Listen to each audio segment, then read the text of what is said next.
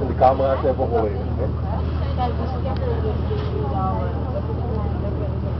Nee, nog niet. Dan komt hier uit de hoek met de Keitelstraat een enorm groot pand.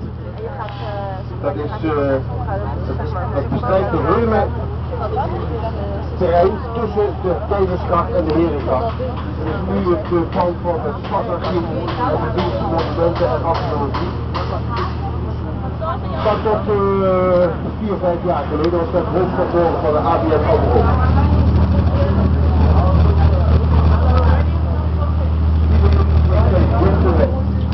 Ja, dat is sorry, ja.